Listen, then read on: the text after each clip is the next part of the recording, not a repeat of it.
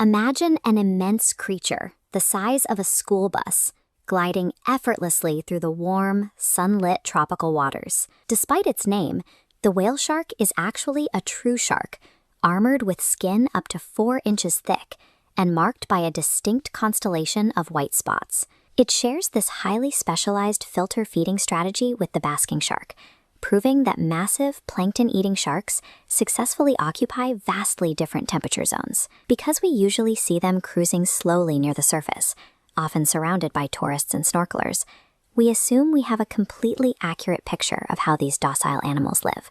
This stark line graph visualizes a grim reality.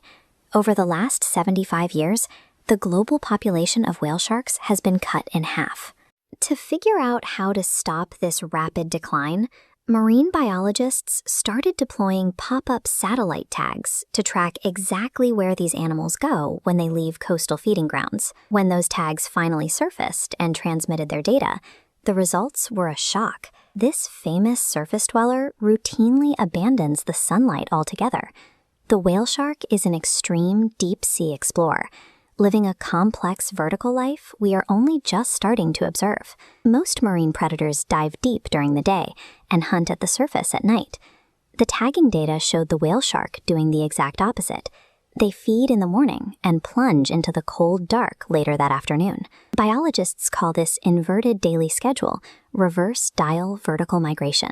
This ocean cross-section tracks the biological reason. Processing massive volumes of warm tropical water threatens to dangerously overheat the shark's massive brain.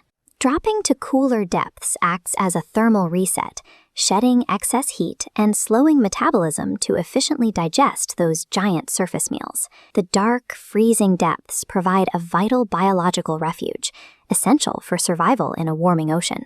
But the tags revealed they don't stop at 200 meters. Using massive oil-filled livers to achieve negative buoyancy, they plummet into the pitch-black bathopelagic zone. This depth gauge visualized was by extremes, plunging past 1,000 meters to show one male hitting a staggering 1,928 meters down. The graph tracks a V-dive profile, a rapid descent and steep ascent, but zooming in reveals brief, intentional stutter steps, averaging 475 meters down. This depth perfectly aligns with the deep scattering layer. The tags also logged U-dives, where the sharks linger for extended periods at the bottom. This might be another deep feeding strategy, or using the intense depth to read the Earth's magnetic fields for global navigation. The whale shark utilizes the entire vertical water column as a combined dining room, a thermal regulator, and navigational highway. Eventually, the cold forces them back up.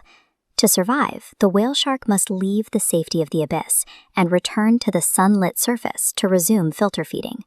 The biological necessity of feeding at the surface places them directly in the path of global human industry. They are highly vulnerable to lethal ship strikes, targeted by unregulated coastal fisheries, and frequently end up as bycatch in massive commercial tuna nets, driving their IUCN status to endangered. The very behaviors that make them famous and beloved by tourists, swimming slowly and visibly near the surface, are exactly what leave them exposed to industrial devastation. Now, conservationists are fighting back, using the whale shark's own unique biology to track and protect them across the globe. Researchers and citizen scientists are utilizing software called Constellation.